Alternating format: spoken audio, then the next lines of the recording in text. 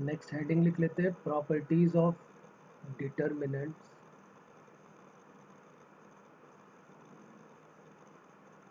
Continued.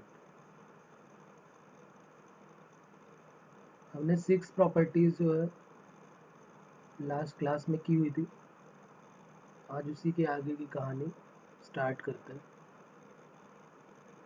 और उन सबको नाम से अगर हम याद रखते हैं तो इजीली याद हो जाएंगी और अप्लाई करने में भी आसानी रहेगी। ठीक है, तो प्रॉपर्टी नंबर 7 लिख लेते हैं। 6 तक हमने लिखा हुआ था पिछली क्लास में, लास्ट प्रॉपर्टी थी सम प्रॉपर्टी। अब प्रॉपर्टी नंबर 7,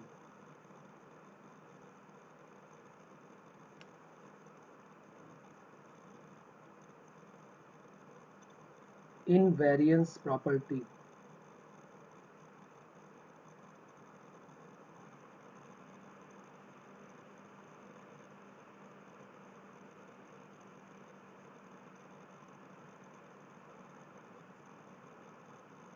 तो नेक्स्ट हेडिंग हमारी हो जाएगी इनवेरिएंस प्रॉपर्टी। अब ये इनवेरिएंस प्रॉपर्टी क्या है, तो देखिए इसमें हम क्या करेंगे, कैसे करेंगे समझ लेते हैं। हमें 2 डिटर्मिनेंट गिवन होंगे, एक को D1 और D2 लेट कर लेंगे और देखने में वो बिल्कुल अलग होंगे, लेकिन जब हम उनको सॉल्व करेंगे, किसी एक बड़े डिटर्मिनेंट को जब हम सॉल्व करके लेके आएंगे तो वो छोटे डिटर्मिनेंट के इक्वल ही आ जाएगा। तो इस तरह की प्रॉपर्टी जो शो करेंगे उनको हम बोलेंगे इनवेरिएंस प्रॉपर्टी। कैसे होगा वो अभी क्वेश्चन देख के आइडिया हो जाएगा, पहले लिख लेते हैं इसके बारे में। The value of determinant is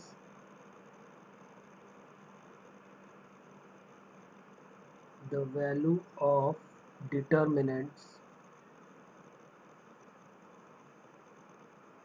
the value of determinant is not altered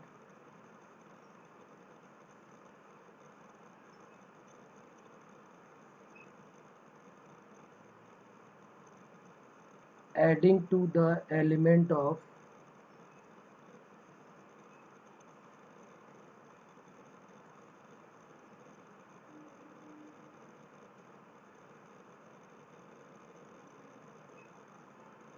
any row or column.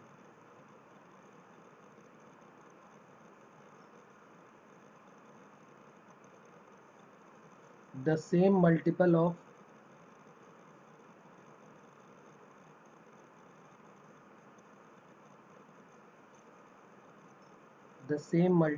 of corresponding elements of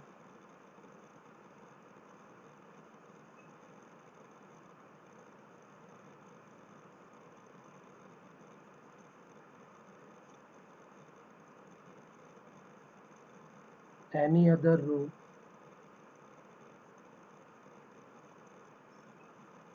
और कॉलम। ठीक है, अब देखो इसमें है क्या, जो ये कहानी लिखी इसका मतलब क्या है, सीधे शब्दों में अगर हम बात करें, हमने लेट कर लिया D1 इक्वल टू एक डिटर्मिनेंट है A1 B1 C1 A2 B2 C2 और A3 B3 और ये C3। 3/3 का हमने एक डिटर्मिनेंट लेट कर लिया और D2 इक्वल टू हमने लेट किया है ये A1 plus lambda B1 plus mu C1 A2 plus lambda B2 plus mu C2 और A3 plus lambda B3 plus mu C3। Second और third column as it is है, B2 C2 और B3 और C3। तो अब ये D1 और D2 को अगर हम ध्यान से देखें तो D2 जो है वो काफ़ी बड़ा है डिटर्मिनेंट लग रहा है देखने में, जबकि ये दोनों D1 और D2 दोनों सेम है। कैसे सेम, इनको प्रूफ करेंगे। तो देखो अगर हम ध्यान से देखें तो ये दोनों तो सेम है, यहाँ पर अगर आप ध्यान से देखें तो सेकंड और थर्ड कॉलम सेम है, फर्स्ट कॉलम भी ये वाली वैल्यू तो सेम है, ये डिफरेंट है। इसी को हमें गायब करना है। तो हम देख रहे हैं यहाँ पर जो second column B1 B2 B3 है उसमें सब में लैम्डा से मल्टीप्लाई किया है, और जो थर्ड कॉलम है C1 C2 C3 उसमें सब में म्यू से मल्टीप्लाई किया और फिर फर्स्ट वाले में ऐड कर दिया। मीन्स अगर हम D2 में कुछ ऐसा काम करें कि जो पहला कॉलम है उस कॉलम में माइनस कर दे सेकेंड कॉलम में लैम्डा से मल्टीप्लाई लैम्डा C2 और थर्ड कॉलम में म्यू से मल्टीप्लाई, तो देखो D2 क्या चेंज होके आ जाएगा। हमने क्या किया, फर्स्ट वाले कॉलम को एज इट इज़ रखा है A1 plus lambda B1 plus mu C1 और उसमें माइनस करेंगे lambda C2।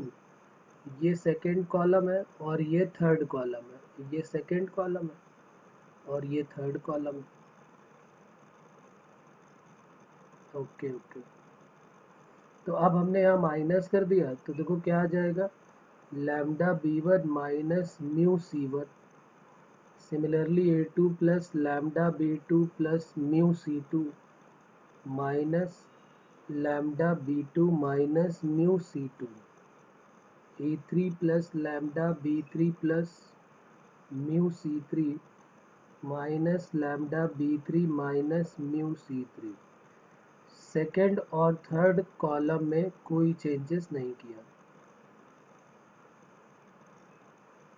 As it is note कर दिया इनको। अब अगर आप ध्यान से देखें तो ये दोनों कटने वाले हैं, ये सारे के सारे एलिमेंट कट हो जाएंगे और जो डिटर्मिनेंट हमको मिलेगी वो सेम वही जो D2 की वैल्यू है वही सेम D1 बन जाएगा, क्योंकि यहाँ A1 A2 A3 बन गया, यहाँ B1 B2 B3 बन गया और यहाँ C1 C2 और C3 और ये बन गया D1। और ये हम D2 से स्टार्ट करके चल रहे थे तो D1 और D2 जो है वो इक्वल होगा। ठीक है, तो अब बात समझ में आई इनवेरिएंस प्रॉपर्टी का क्या मतलब है। अगर सेम वैल्यू का मल्टीप्लाई हो रहा है किसी एक पूरी रो में या किसी एक कॉलम में, दूसरी किसी और सेम कांस्टेंट का मल्टीप्लाई सेकेंड कॉलम में हो रहा, और इससे अगर हम किसी दूसरे कॉलम को बड़ा भी कर देते हैं कुछ प्लस या माइनस करके, तो वैल्यू ऑफ डिटर्मिनेंट में कोई चेंज नहीं होगा। वो दो बार ऑपरेशन करने के बाद वो छोटा हो जाएगा और वही डिटर्मिनेंट की वैल्यू आ जाएगी।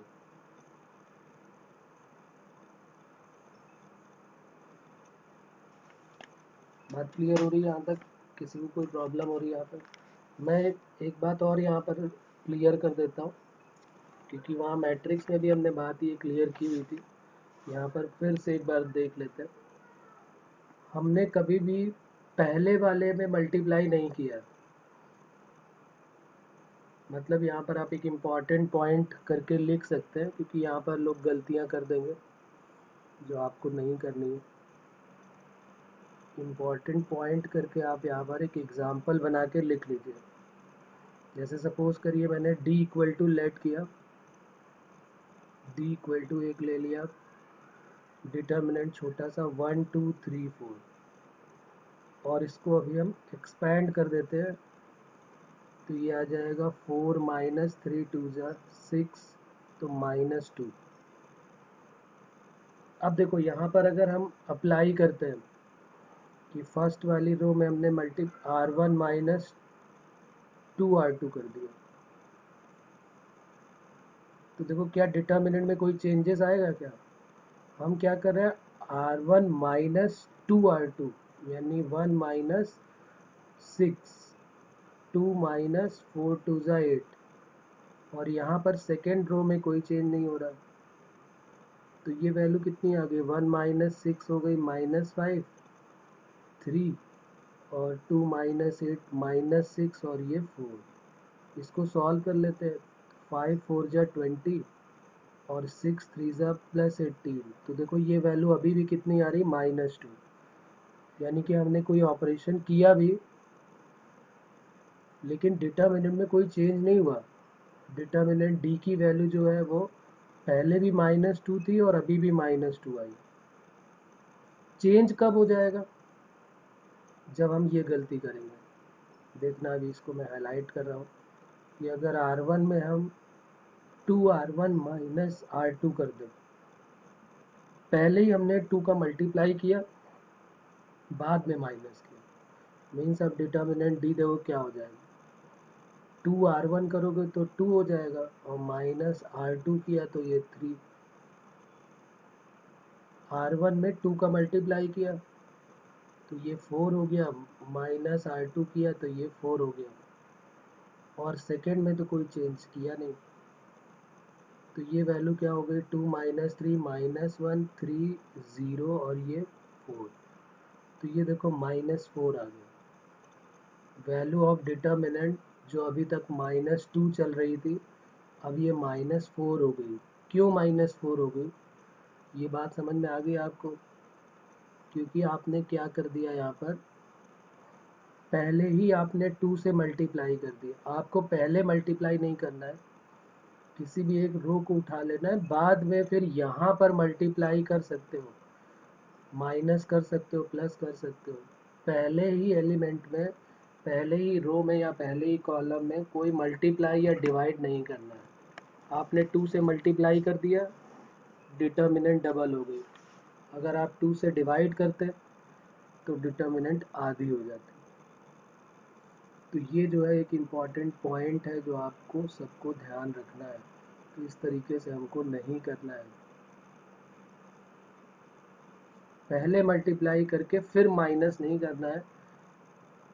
R1 minus 2R2, R1 minus 3R2, R1 minus R1 by 2, और बाकी कुछ भी करो कोई टेंशन नहीं है, पहले मल्टीप्लाई मत करना। ये बात आपको समझ में आ रही है अब सभी को?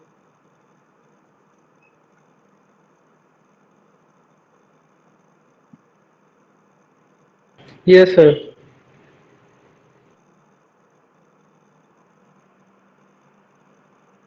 तो यहाँ पर चाहे तो आप लिख सकते हैं, ये रॉन्ग अप्रोच है, इसका ज़रूर ध्यान रखेंगे।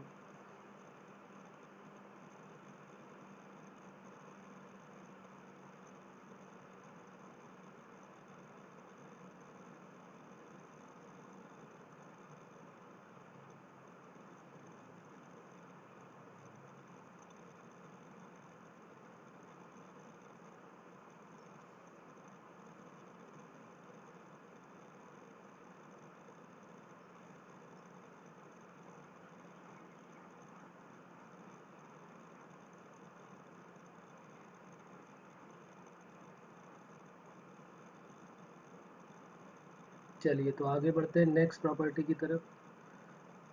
ये हो गई हमारी प्रॉपर्टी नंबर 7, इनवेरिएंस प्रॉपर्टी। उसके बाद आते हैं प्रॉपर्टी नंबर 8, फैक्टर प्रॉपर्टी।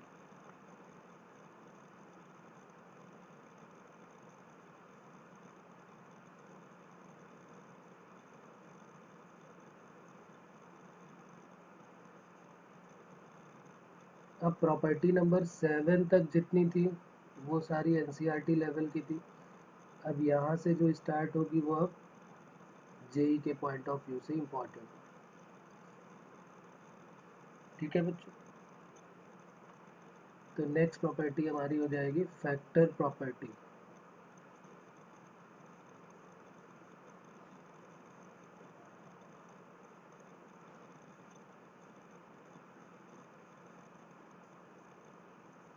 अब फैक्टर प्रॉपर्टी में क्या खास है, तो अगर कोई डिटर्मिनेंट हमें दिया हुआ है और अगर हमने उसमें x की कोई वैल्यू पुट कर दी, और अगर LHS और RHS दोनों सेटिस्फाई हो गया, तो इसका मतलब वो उसका फैक्टर हो जाएगा। तो x की वो वैल्यू उसका फैक्टर बन जाएगी। जैसे यहाँ पर लिख लेते हैं, फिर अभी मैं एक एग्जांपल से समझाता हूँ आपको। If by putting x equal to a in the value of determinants,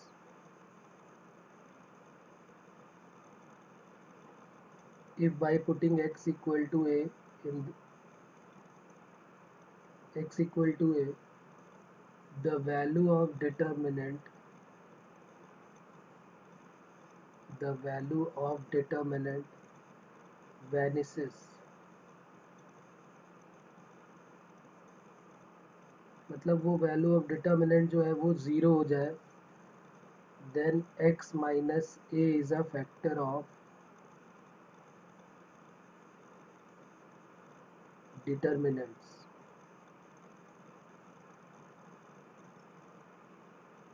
factor theorem भी तो यही कहती है कि अगर हम x equal to a put कर देते हैं और वो फैक्टर जो L H S R H S दोनों इक्वल कर देता है, तो इसका मतलब वो उसका फैक्टर हो जाता है। एक एग्जांपल से समझने की कोशिश करते हैं। जैसे मान लीजिए d इक्वल टू हमको कोई दिया हुआ है एक्स, एक्स स्क्वायर और एक्स क्यूब ये दिया हुआ है, और यहाँ ए बी सी दिया हुआ है, और यहाँ पर लिखा है 2 4 और 8 और इक्वल टू 0, और कह रहा है सॉल्व फॉर एक्स की वैल्यू बतानी है क्या। तो एक तो ये मेथड है कि भाई पूरा सॉल्व करना स्टार्ट कर दिया हमने, एक्सपेंड किया और सॉल्व करना चालू कर दिया। एक दूसरा अप्रोच हमारे पास ये होगा कि वैल्यू ऑफ डिटर्मिनेंट ज़ीरो है। अभी हमने पिछली क्लासेस में प्रॉपर्टीज़ पढ़ी थी, दो प्रॉपर्टी पढ़ी थी जिसमें वैल्यू ऑफ डिटर्मिनेंट की वैल्यू ज़ीरो हो जाती है। एक थी ज़ीरो प्रॉपर्टी, जिसमें सारे के सारे एलिमेंट अगर ज़ीरो हो जाए तो वो ज़ीरो हो जाती है, और एक थी रिपीटिशन प्रॉपर्टी।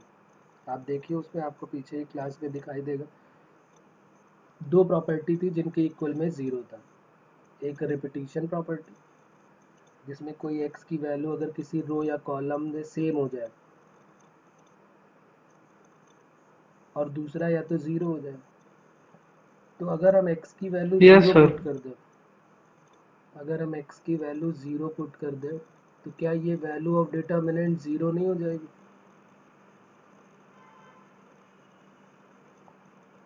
हो जाएगी ज़ीरो। तो इसका मतलब x yes equal sir. To zero जो है वो इसका आंसर हो गया हमारा।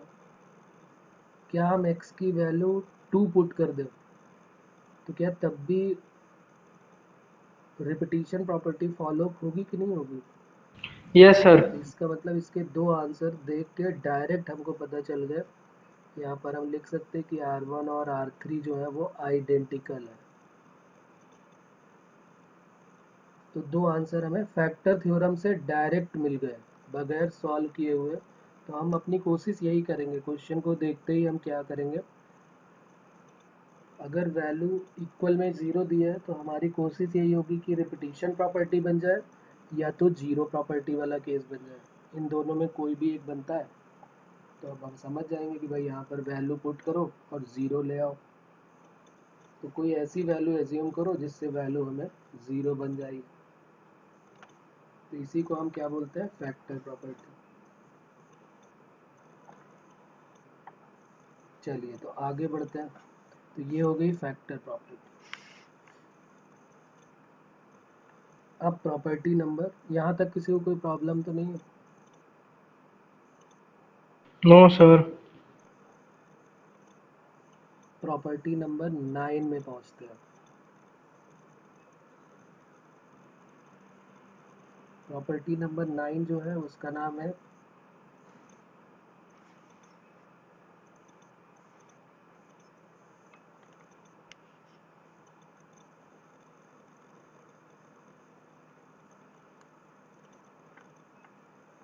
कोफैक्टर प्रॉपर्टी, और ये हम पहले भी पढ़ चुके हैं।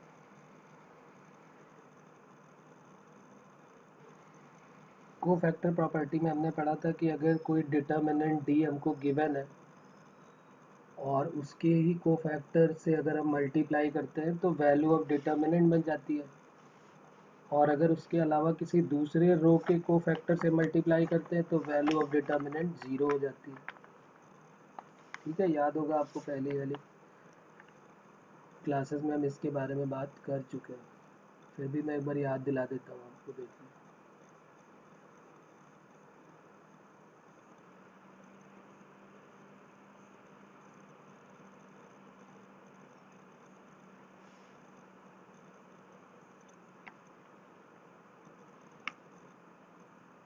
in a determinant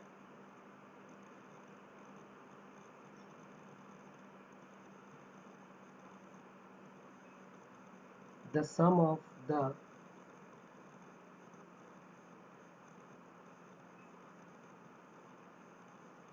products of the element of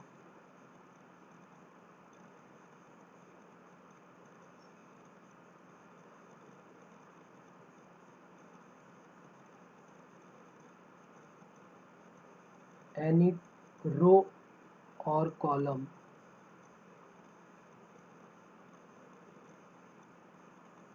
with their corresponding cofactor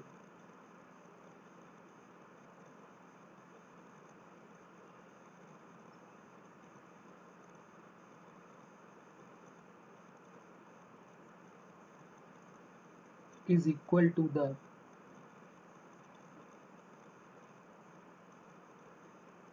value of determinant.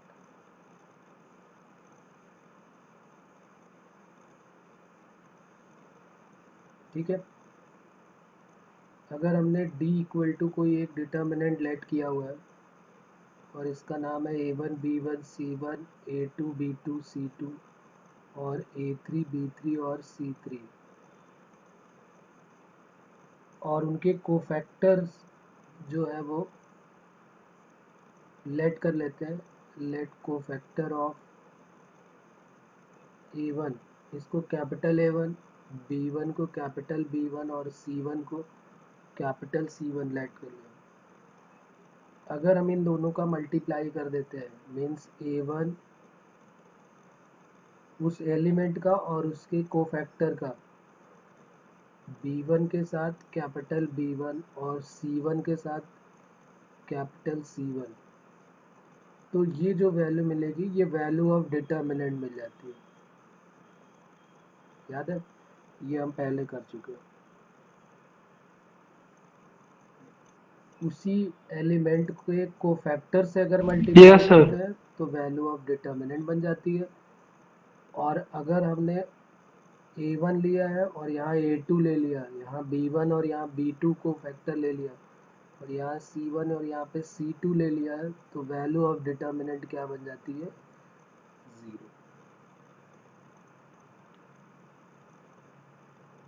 ठीक है, तो ये पहले की बातें हैं, हम कर चुके हैं इसके बारे में बात। तो इसमें याद दिलाने के लिए था 9 प्रॉपर्टी का नाम कोफैक्टर प्रॉपर्टी। इसी से रिलेटेड ये जो 9 प्रॉपर्टी है, इसी से रिलेटेड एक 10th प्रॉपर्टी बात करता है, उसको बोलते हैं रेसिप्रोकल डिटर्मिनेंट्स। ये कर लिया आपने?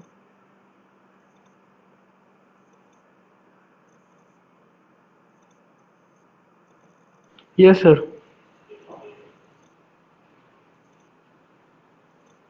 तो नेक्स्ट नंबर हो जाएगा 10 नंबर पे लिख लेते हैं रेसिप्रोकल डिटर्मिनेंट। ये जेई एडवांस में पूछा गया है, तो इसके बारे में खास ध्यान रखें। रेसिप्रोकल डिटर्मिनेंट्स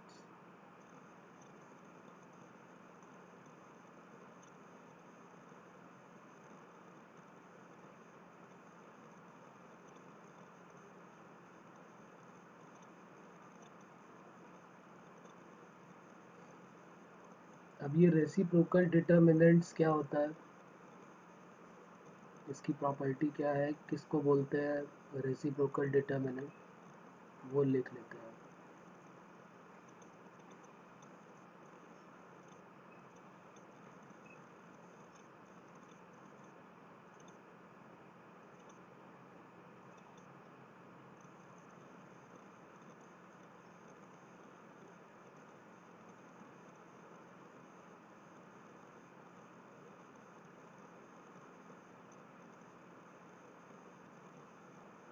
और ये जो अभी हमने ऊपर बात की थी उसी से रिलेटेड है।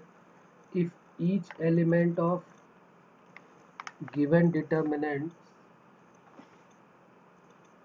if each element of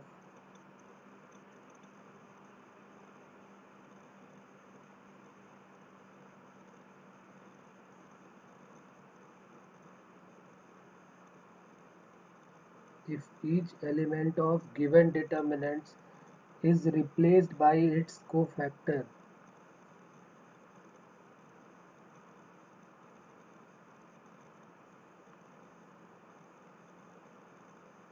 is replaced by its cofactor, then it is called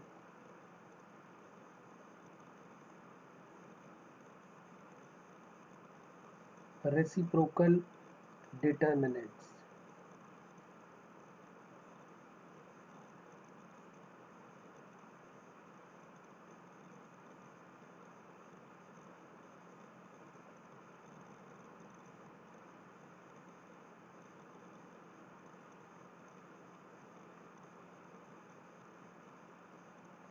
कह रहा है कि अगर हर एक एलिमेंट को, जो डिटर्मिनेंट के हर एक एलिमेंट है, उनको रिप्लेस कर दो उनके कोफैक्टर से, तो एक जो नया डिटर्मिनेंट बनेगा उसी को हम क्या बोलते हैं, रेसिप्रोकल डिटर्मिनेंट्स। तो अब इन दोनों में रिलेशन क्या होता है? रिलेशन होता ये है कि अगर हमने लेट कर लिया, लेट गिवन डिटर्मिनेंट, अगर गिवन डिटर्मिनेंट को डी लेट किया है, तो रेसिप्रोकल डिटर्मिनेंट के बारे में यहाँ लिख लेते हैं। Reciprocal determinant denoted by D dash. जो रेसिप्रोकल डिटर्मिनेंट है वो डी डैश से डिनोट किया जाता है, ठीक है। और गिवन डिटर्मिनेंट को हमने डी लेट कर लिया, तो इनमें आपस में रिलेशन होता है। Then relation between d and d dash, d dash equal to d to the power n minus 1। Most important result है ये। d डैश की जो वैल्यू, जो नया डिटर्मिनेंट बनेगा उसकी वैल्यू जो होगी वो पुराने डिटर्मिनेंट की पावर n माइनस 1 के इक्वल होगी। n क्या है? ऑर्डर है। n is order of determinants. 3/3 का है तो n की जगह 3 रख देंगे, 4/4 का होगा तो 4 रख देंगे। ठीक है, बात समझ में आ रही है? ये कोई प्रॉब्लम इसमें? तो ये d और d डैश में एक रिलेशन है जो हमें ध्यान रखना चाहिए। इसको बोलते हैं रेसिप्रोकल डिटर्मिनेंट्स।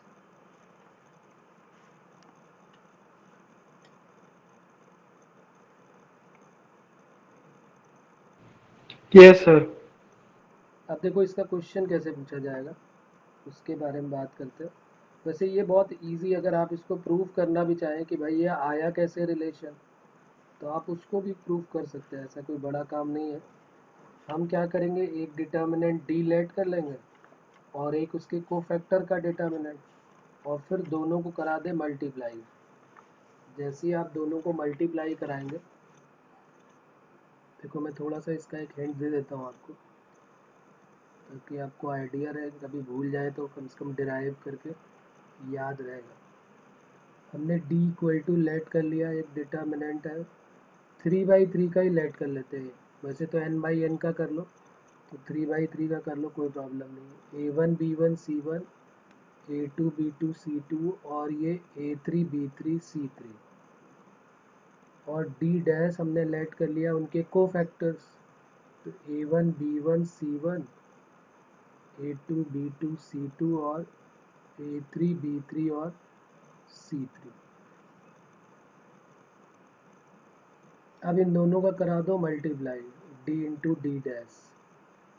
ठीक है, तो जैसे रो बाई कॉलम मल्टीप्लिकेशन हमने पढ़ा था, वैसे यहाँ पर एक और मल्टीप्लिकेशन हम पढ़ेंगे, रो बाई रो मल्टीप्लिकेशन। अभी आगे हम प्रॉपर्टीज़ पढ़ेंगे, इसीलिए इसको अभी नहीं बता रहा था मैं, लेकिन थोड़ा सा हिंट दे देता हूँ ताकि आपको याद रहेगा। यहाँ पर जो मल्टीप्लाई है हमने पढ़ा था रो बाई कॉलम। यहाँ डिटर्मिनेंट में जो मल्टीप्लिकेशन है वो 4 तरीके से है। रो बाई रो भी हो सकता है, रो बाई कॉलम भी मल्टीप्लिकेशन हो सकता है, और फिर इन्हीं का रिवर्स कॉलम बाई कॉलम भी हो सकता है, और कॉलम बाई रो भी हो सकता है। कॉलम बाई रो, तो 4 तरीके से मल्टीप्लाई कर सकते हैं हम लोग। तो ये जो रो बाई रो मल्टीप्लाई है, इसका मतलब क्या होता है कि पहले फर्स्ट वाली रो को फर्स्ट वाली रो से कर दो, फिर सेकेंड वाली को भी फर्स्ट से कर दो, और थर्ड को भी फर्स्ट से कर दो। तो क्या बन जाएगा यहाँ पे, a1 capital A1, B1, B1 capital B1 और C1 और कैपिटल C1, एक को स्मॉल और एक को कैपिटल लेट कर लिया। फिर जब A2 से करोगे तो A2, A1, B2, B1 और C2 और C1, और तीसरे से जब करोगे तो A3 capital A1, B3, B1 और C3 और C1। अभी हमने क्या किया, पहले तीनों रो का मल्टीप्लाई फर्स्ट वाली रो से किया तो फर्स्ट वाली ये कंप्लीट हो गया। अब इन्हीं तीनों का आप सेकेंड से करेंगे, इस सेकेंड वाले से मल्टीप्लाई करेंगे, पहले इसका करेंगे फिर इसका करेंगे फिर इसका करेंगे, तो उससे भी 3 और बन जाएंगे, फिर तीसरे से 3 और बन जाएंगे। तो इस तरीके से हमारा डिटर्मिनेंट बनेगा। अब देखो बनेगा तो, लेकिन यहाँ पर जो ये वैल्यू है ये वही कोफैक्टर है और वही एलिमेंट है, तो ये तो डी दे देगा, बाकी ये 0 0 देने वाले हैं। अभी जो हमने ऊपर प्रॉपर्टी पढ़ी थी आपको याद होगी अभी ये, कि अगर उन्हीं कोफैक्टर का उन्हीं एलिमेंट से मल्टीप्लाई करो तो डी आता है और बाकी से करो तो 0 आता है। डी का मतलब डिटर्मिनेंट ऑफ डी आता है। फिर इसमें 0 डिटर्मिनेंट ऑफ डी 0 और 0 0 और डिटर्मिनेंट ऑफ डी, तो यहाँ से डी जो है वो 3 बार कॉमन होके डी क्यूब बन जाएगा, क्योंकि एक बार डी यहाँ से आएगा, एक बार दूसरे से डी और एक बार तीसरे से डी आएगा। तो डी इंटू डी डैश की वैल्यू डी क्यूब की इक्वल हो गई, तो डी डैश की वैल्यू टी की पावर 3 माइनस 1 हो गई।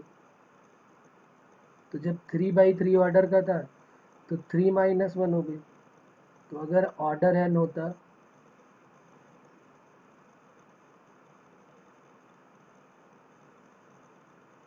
देन क्या हो जाता, D dash equal to D to the power n minus.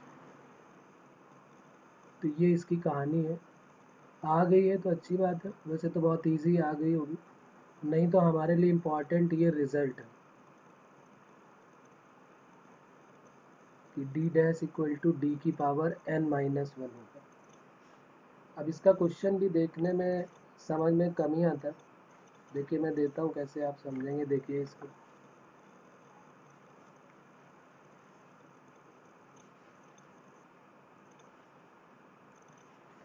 Question हमें गिवन है,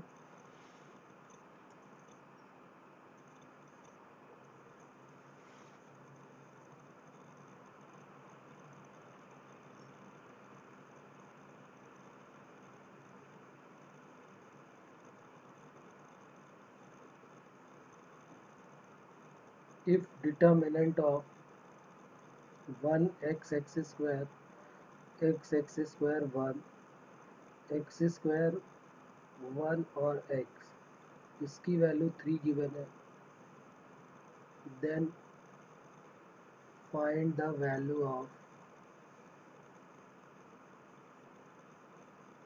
और इस डिटर्मिनेंट की वैल्यू पूछिए, x cube minus 1 0 x minus x to the power 4 0 x minus x to the power 4 x cube minus 1 x minus x to the power 4 x cube minus 1 और 0, इसकी value हमसे पूछी गई।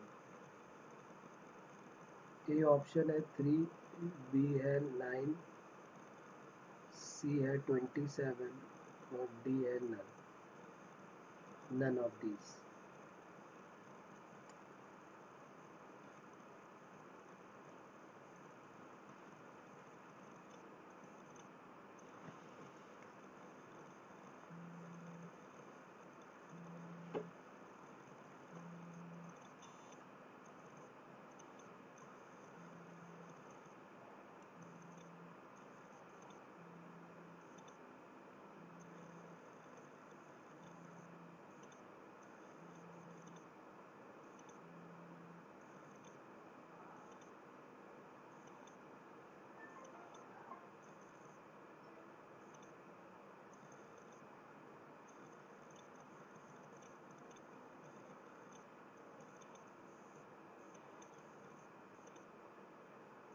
आ रहा है कुछ समझ में कैसे करेंगे?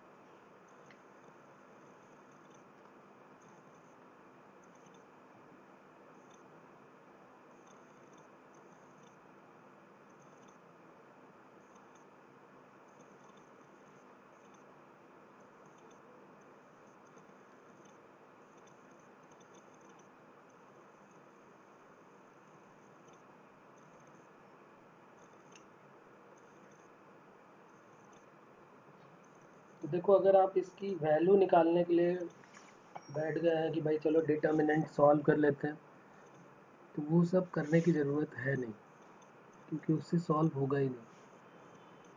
आप देख रहे हैं कि एक छोटा सा डिटर्मिनेंट गिवन है और एक बड़े से डिटर्मिनेंट की वैल्यू पूछ रहा है, और इनमें खास रिलेशन कुछ समझ में आ नहीं रहा है, क्योंकि इसको एक्सपेंड करना तो एक बड़ी बात है, ये वाला इसको तो एक्सपेंड करने में तो हालत ख़राब होने वाली है।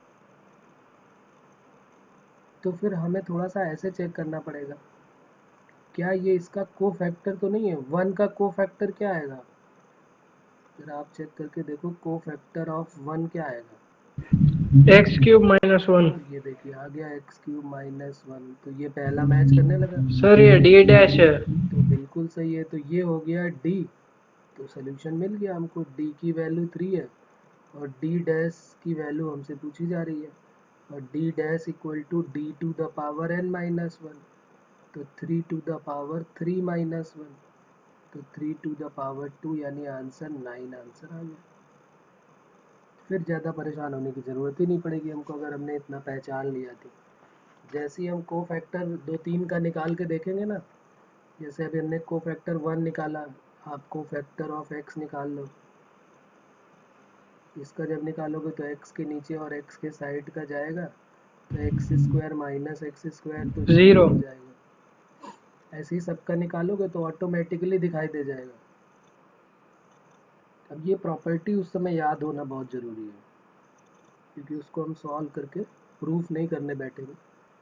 D dash equal to D to the power n minus one से आंसर निकाल लिया जाएगा।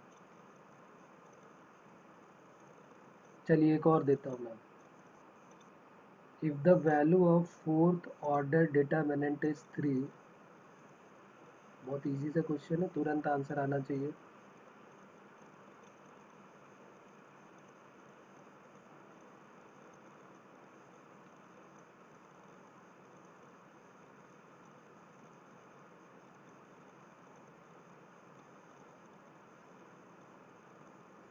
Then the value of determinant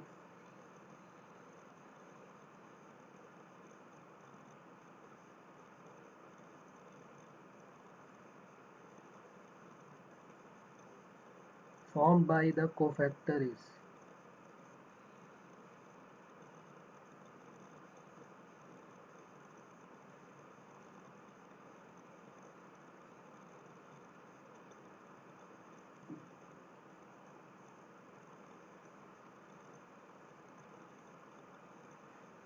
twenty seven.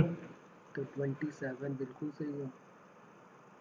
D की वैल्यू 3 गिवन है, एन की वैल्यू 4 गिवन है, डी डैश पूछा जा रहा है, D dash equal to D की पावर एन माइनस वन, तो 3 to the power 4 minus one, 3 cube means 27।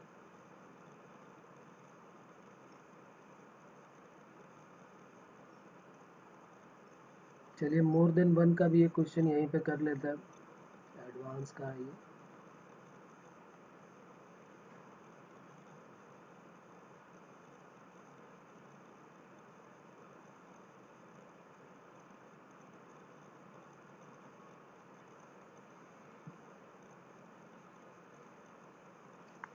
If D is the determinant of order 3,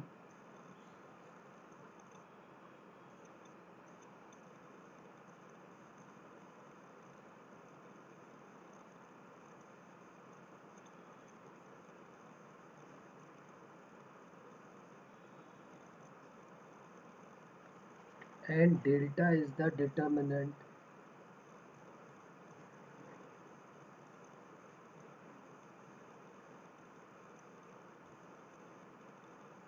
formed by cofactor of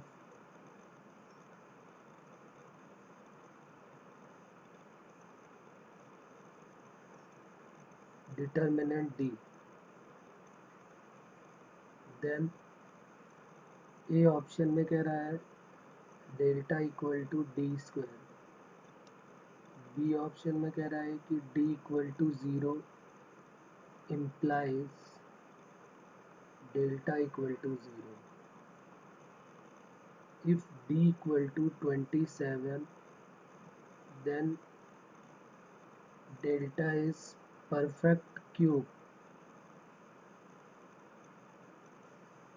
और D option में कह रहा है D equal to 27, then delta is perfect square.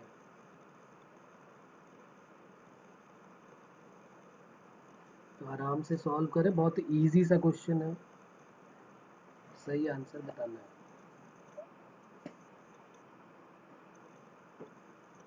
Sir ए और B तो हो गए। सारे चेक करके फाइनल आंसर देना है।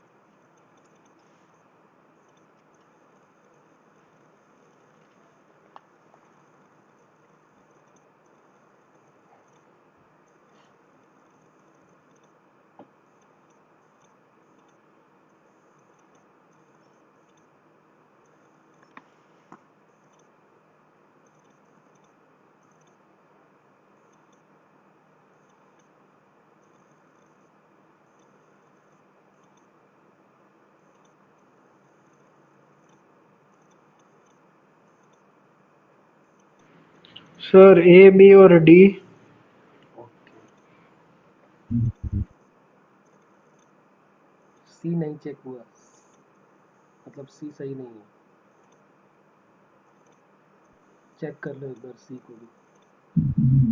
यस सर, देख लेता हूँ। तो अभी तक नहीं देखा, पहले आंसर बता दी। सर अभी तक तो ओरली मतलब कैलकुलेट करके बोल दिया। इसीलिए तो मैं कह रहा हूँ आंसर फाइनल देना है।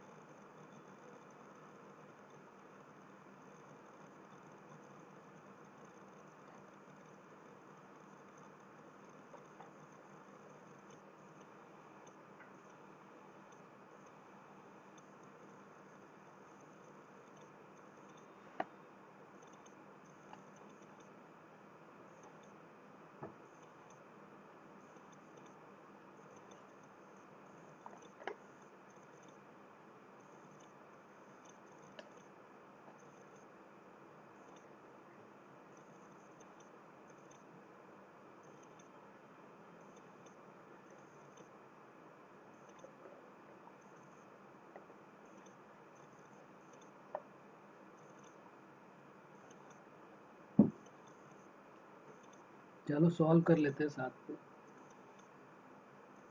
इतना टाइम तो नहीं लगेगा।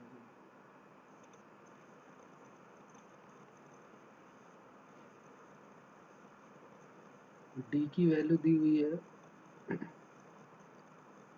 डी, और डी डैश की वैल्यू जो है वो डेल्टा गिवन है, और ऑर्डर जो है वो 3 का गिवन है, यानी एन की वैल्यू तो 3 है।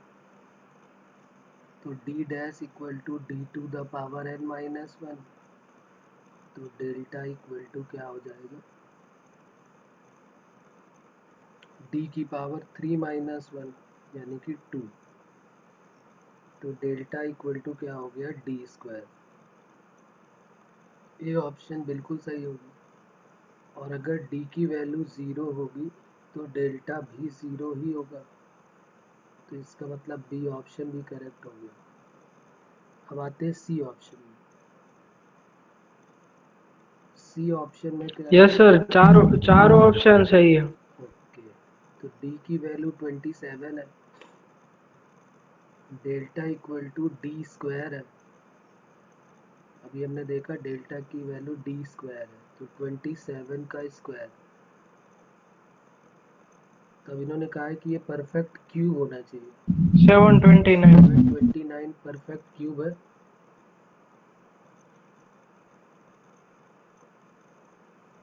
Yes sir. किसका क्यूब है ये, 9 का? सर 81 का शायद। नहीं, 9 का क्यूब होगा ना, 9 इंटू 9 इंटू 9। अच्छा हाँ हाँ, यस सर। क्यूब की बात हो रही सर 81 का तो स्क्वायर होगा। है।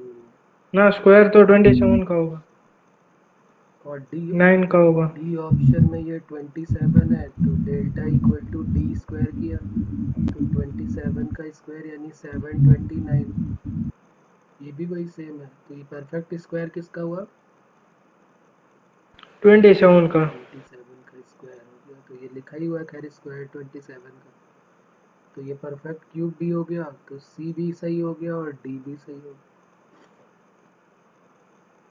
अभी भी कोई प्रॉब्लम इसमें?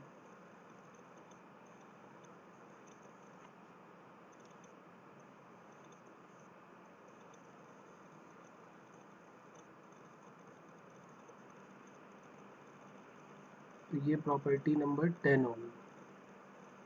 अब प्रॉपर्टी नंबर 11 से बात करते हैं और आगे। और ये जो प्रॉपर्टी नंबर 11 है, ये सब हम अभी पहले मैट्रिक्स में कर चुके हैं। Determinant of A B, determinant of A और into determinant of B. A हो, बी हो, सी हो, डी हो, कितने भी हो, सबका अलग अलग मल्टीप्लाई करके वैल्यू निकाली जा सकती है। ठीक है, तो ये 11 बहुत इजी है, ये हम पहले कर चुके हैं। ए ट्रांसपोज का डिटर्मिनेंट निकालें या ए का डिटर्मिनेंट निकालें, दोनों की वैल्यू सेम होगी। 13 प्रॉपर्टी इंपॉर्टेंट है। इसमें हमने पढ़ा था कि अगर कोई भी के कांस्टेंट है और उसमें ए का मल्टीप्लाई करके का मल्टीप्लाई करो, के निकालो और इसका डिटर्मिनेंट निकालो, तो क्या होती है वैल्यू? कौन बताएगा? के का डिटर्मिनेंट। सर के बाहर आ जाएगा और ए का डिटर्मिनेंट। बिल्कुल गलत है, के की पावर एन बाहर आता है। कितनी बार बताया गया, इसका खास ध्यान रखना है। के की पावर एन बाहर आएगा इनटू डिटर्मिनेंट ऑफ। गलती यही होती है कि हम के बाहर कर लेते हैं। अगर 3/3 का है तो के क्यूब बाहर आएगा, 2/2 का है तो के स्क्वायर बाहर आएगा। यही प्रॉपर्टी एडजॉइंट की भी होती थी, यहीं पर लिख देता हूँ मैं, एडजॉइंट ऑफ के। तो उसमें के की पावर n-1 बाहर आता है इनटू एडजॉइंट है। ये वहाँ एडजॉइंट में हमने पढ़ी थी। तो ये प्रॉपर्टी नंबर कौन सी हो गई? 13। प्रॉपर्टी नंबर 14 में क्या था? ये भी हमने वहाँ पढ़ा था कि ए बी और बी ए जो है मैट्रिक्स का मल्टीप्लिकेशन सेम नहीं होता है, लेकिन अगर उनका डिटर्मिनेंट निकाला जाए तो वो दोनों सेम होते हैं। If A and B are square matrix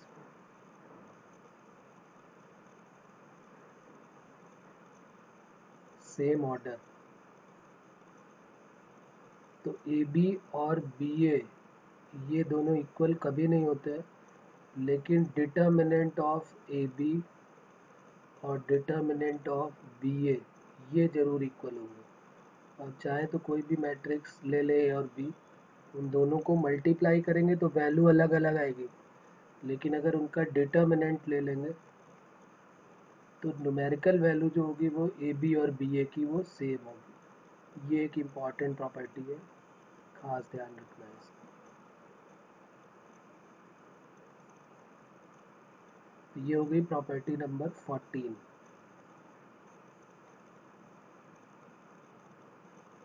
property number 15 भी हम पहले पढ़ चुके हैं कि अगर ए की पावर का डिटर्मिनेंट निकालना है तो डिटर्मिनेंट ए निकाल के फिर उसकी पावर कर दो वही। जैसे मान लिया कि हमको कोई एक ए डिटर्मिनेंट दिया हुआ है और कह रहा है ए की पावर 6 का डिटर्मिनेंट निकालो, तो ए की पावर 6 निकालने की ज़रूरत नहीं है, पहले डिटर्मिनेंट ऑफ ए निकालना है और उसकी पावर 6 कर देना है। फिर ए की पावर 6 नहीं निकालेंगे हम सीधे डिटर्मिनेंट ऑफ ए निकालेंगे और उसकी पावर 6 कर देंगे। तो ये 15 भी एक बहुत बड़े कैलकुलेशन को छोटा कर देगी। प्रॉपर्टी नंबर 16 भी मोस्ट इम्पॉर्टेंट है, ये पूछी भी गई है कई बार। अगर ए जो है कोई स्क्यू सिमेट्रिक मैट्रिक्स है, A is skew symmetric matrix. Skew symmetric matrix याद होगा आपको कि अगर ए डैश करे तो माइनस ए आता है. Yes sir. A is skew symmetric matrix, then क्या हमको याद रखना है? Determinants of skew symmetric matrix of odd order is equal to 0. कोई भी अगर हमने मैट्रिक्स चेक कर लिया, कोई मैट्रिक्स चेक कर लिया ऑड ऑर्डर का है, मतलब 3x3 का है या 5x5 का है, तो उसका डिटर्मिनेंट्स पक्का है कि 0 ही होगा, उसको सॉल्व करने की ज़रूरत नहीं है. और अगर इवन ऑर्डर का determinant of skew symmetric matrix of even order, अगर इवन ऑर्डर का है तो वो नॉन जीरो परफेक्ट स्क्वायर होगा.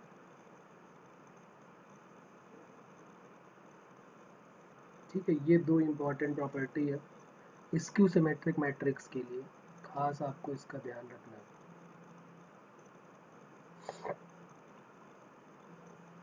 डिटर्मिनेंट स्क्यू सिमेट्रिक मैट्रिक्स का ऑड ऑर्डर का 0 होगा और इवन ऑर्डर का non zero perfect square. Non zero का मतलब जीरो नहीं होगा, परफेक्ट स्क्वायर का मतलब हो गया 25 हो सकता है, 36 हो सकता है, इस तरीके से हो सकता है. क्लियर हो रही बात ये भी? तो ये प्रॉपर्टी नंबर 16 भी इम्पॉर्टेंट है. अब आ जाते हैं प्रॉपर्टी नंबर 17 में. अगर a की value if a equal to कोई diagonal matrix a1 a2 a3 से लेके an तक गिवन है,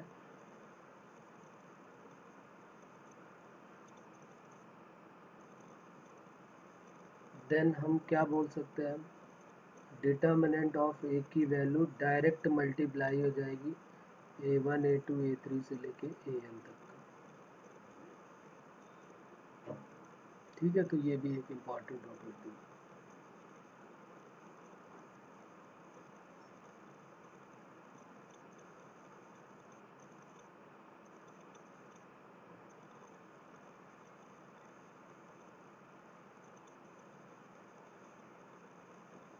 प्रॉब्लम इसमें किसी को कहीं पर?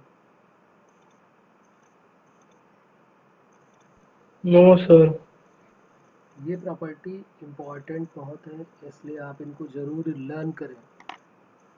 क्वेश्चन गड़बड़ होंगे तभी जब आप इनको लर्न नहीं करेंगे और डायरेक्ट यूज़ करेंगे, विदाउट फार्मूला यूज़ करेंगे, विदाउट प्रॉपर्टी याद सॉल्व करने की कोशिश करेंगे तो गड़बड़ हो जाएगा. ठीक है, तो प्रॉपर्टी ज़रूर याद रखें. जैसे मैं अभी क्वेश्चन दे रहा हूँ, आप इसको ज़रा ट्राई करें. A and B are square matrix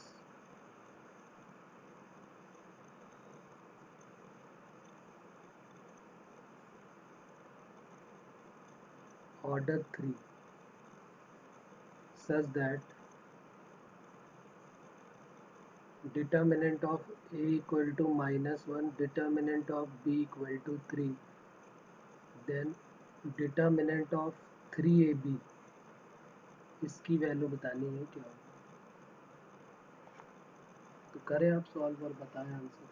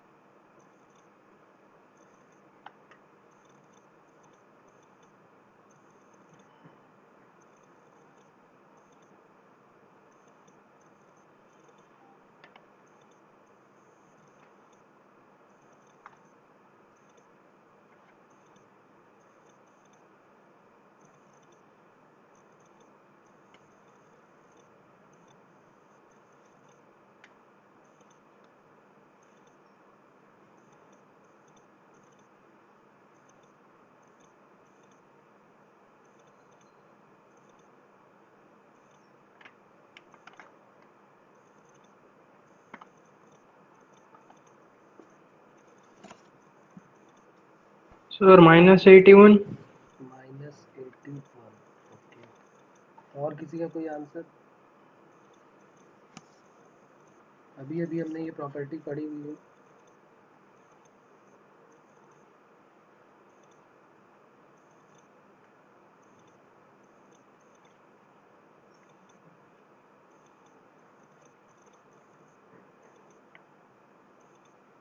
चलिए तो देख लेते हैं, बिल्कुल सही है आपका आंसर। देखिए कैसे करेंगे, अभी प्रॉपर्टी याद दिला देता हूँ आपको। यहाँ पर ये दिया हुआ है, determinant of 3 into A into B.